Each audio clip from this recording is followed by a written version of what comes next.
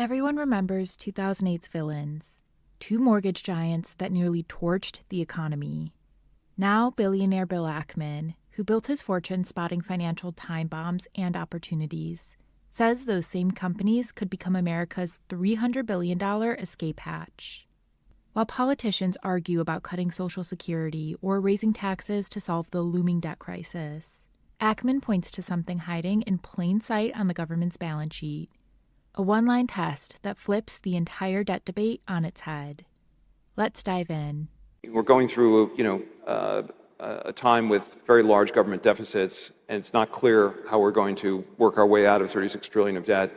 And I think Scott Bessent, to his credit, has said, look, we got to focus not just on our expense side, the liability side, we got to focus on the asset side. And the U.S. government today is the 80% shareholder and a preferred stockholder of Fannie Mae and Freddie Mac, and these are two remarkable businesses. The numbers they throw around are huge. The government's interest in Fannie and Freddie is worth approaching $300 billion. The path to the government realizing the $300 billion is today these entities are in conservatorship, and conservatorship is, what is meant to be a temporary place where the government puts a financial institution that gets into trouble until it can recapitalize and emerge. By the way, this temporary conservatorship is a generation old now? Yeah, 16 years in or something like this. And Trump has been talking about, first starting with Secretary Mnuchin in his first term, and now I think they're going to finish the job, is the companies will come out of conservatorship, and they need to come out in a way that, of course, protects the 30-year mortgage and make sure that the cost of mortgages doesn't go up. But it can emerge in a way. How do you prevent that? Because one of the raps against privatizing or changing the status quo is that mortgage rates are going to go up, the guarantee fees have to go up. Ackman just pulled back the curtain on why the government might finally set Fannie Mae and Freddie Mac free. Washington is desperate. Deficits are huge, and they can't fill a $36 trillion hole by just cutting spending or issuing infinite new bonds. Instead, he says look at what Uncle Sam owns. The U.S. Treasury effectively owns 80% of Fannie Mae and Freddie Mac, two quietly profitable mortgage giants. Right now they're stuck in conservatorship, a fancy word for government custody, ever since they almost collapsed in 2008. They were supposed to be temporary wards of the state, but 16 years later, they're still in lockup. Here's what happened. Fannie and Freddie used to be private companies that buy up home loans and guarantee them. In 2008, when housing imploded, taxpayers saved them from bankruptcy. In return, the Treasury got preferred shares and warrants equal to 79.9% of their common stock. Since then, virtually all their profits have been flowing to the Treasury, about $20 billion a year. Dead money for regular investors, because if you own Fannie or Freddie common stock today, you don't see a dime of those earnings. So why would Uncle Sam ever give up that $20 billion annual stream? Because the one-time payday is far bigger, and Uncle Sam needs cash now.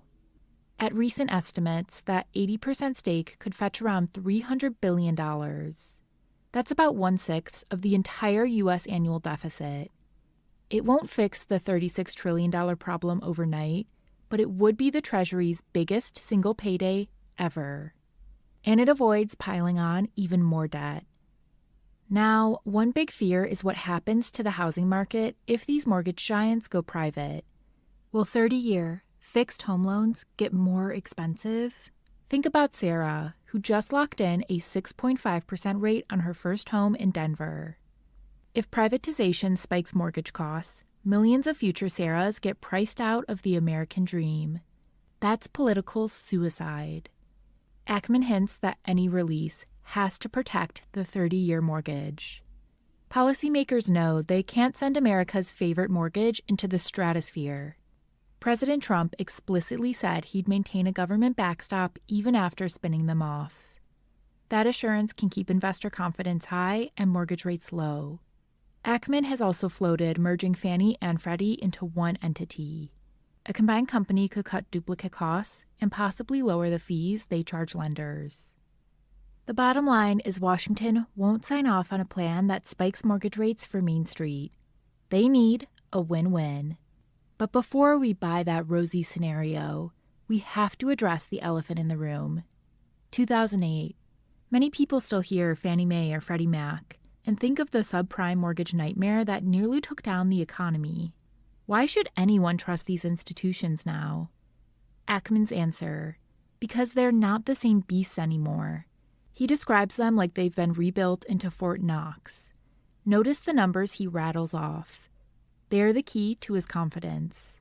Now let's hear Ackman explain why the math makes these companies safer than the government itself. Fannie Mae and Freddie Mac today are vastly better capitalized than they were for the first 60 years of their existence. They were only required to hold 0.45% equity against their guarantees. And by the way, 0.45% would have been enough during the financial crisis had they not gotten into subprime, but it was still a thin level of capital.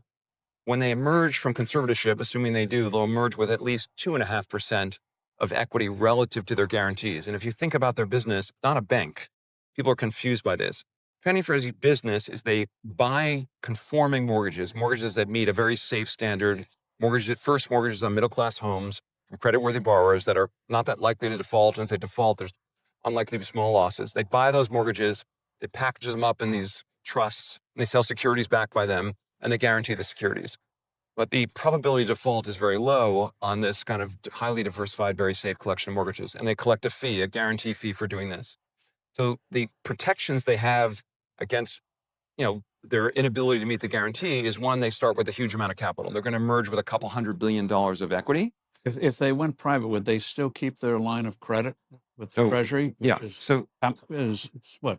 How many hundreds of billion? So they've got about $7 trillion of guarantees, and they have enormous cash flow that comes in from the 65 basis points per annum they charge on those guarantees. So if we went through another financial crisis, first they have to blow through all their equity. Then they have the benefit of almost $400 billion of the ability to call upon senior preferred stock from the government. And they also have this enormous earning power that continues even when they go through a challenging period. So there's a belt, there's suspenders, there's another belt, there's suspenders, there's a huge amount of equity. And then beyond that, because of the systemically important nature of Fannie and Freddie, they do have an implied government backstop. Let's unpack what Ackman just said, because the math here is everything. Back in the day, these companies were undercapitalized. He mentions they only had 0.45% equity against their mortgage guarantees. Picture this. For every $100 of loans they guaranteed, they held just 45 cents in reserve. No wonder they crumpled when the real estate market collapsed. But going forward, regulators are demanding at least 2.5% equity. That's more than 5 times the buffer they had before. Here's a quick stress test. Say you have $100 of mortgages. Pre-2008, Fannie and Freddie held about 45 cents in reserve. If losses hit $1, they'd be 55 cents in the hole, insolvent. Now imagine having $2.50 in reserve for the same $100. A $1 loss would leave $1.50 of equity still standing. Losses would have to be more than 5 times worse than 2008 for these firms to run out of capital under the new rules. And government help is explicitly standing by. Ackman reminds us of the $400 billion credit line from the Treasury. Think of it as a second layer of protection. After burning through their new equity, they could pull in up to $400 billion of emergency funds. On a $7 trillion book of mortgages, that's another 5.7% of support. Add it up. About 2.5% hard capital plus 5.7% backup equals roughly an 8% total loss buffer. An 8% loss across a diversified prime mortgage portfolio is almost unthinkable outside of a Great Depression scenario. What about the business itself? Fannie and Freddie aren't banks. They don't take deposits or do complex trading. They bundle and guarantee mortgages. Only plain conforming loans. The relatively safe kind. Think 30-year fixed loans to borrowers with solid credit on homes below a certain price.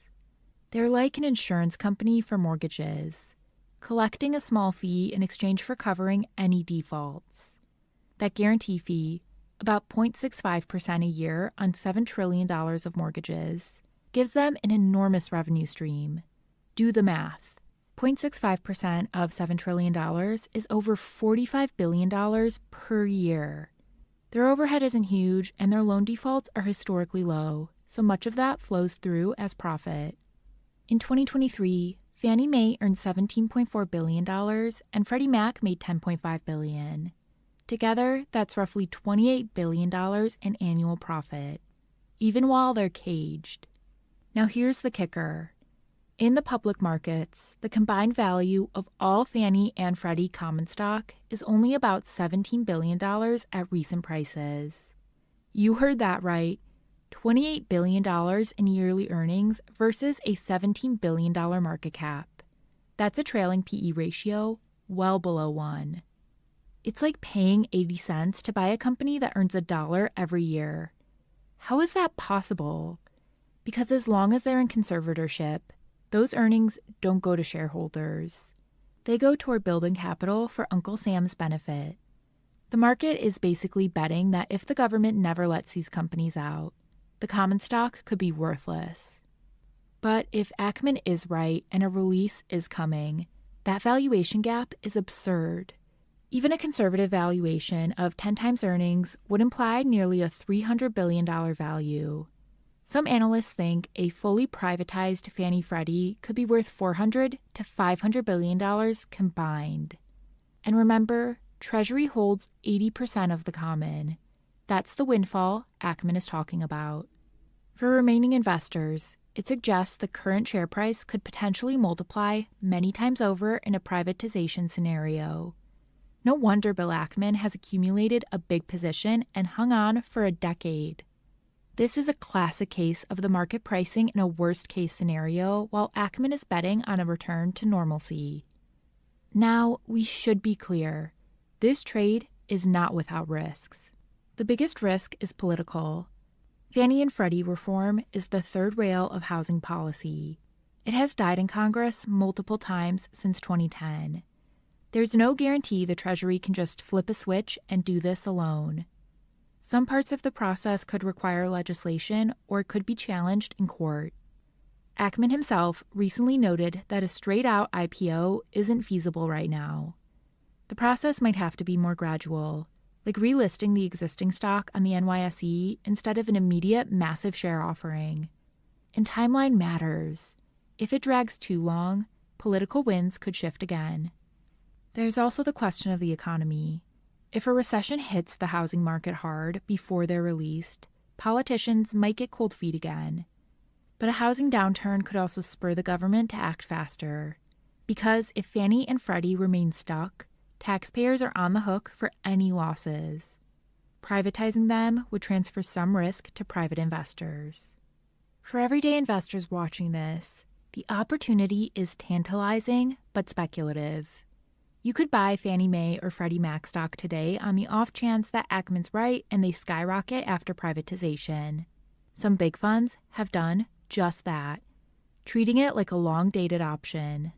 But be aware, these stocks are volatile and have been political footballs for years. One tweet from a policymaker could send them jumping or diving double digits in a day. If you're a homeowner or a home buyer, you also have a stake in this drama. A smoothly executed transition could actually improve the mortgage system, perhaps even lower fees over time through competition or efficiency.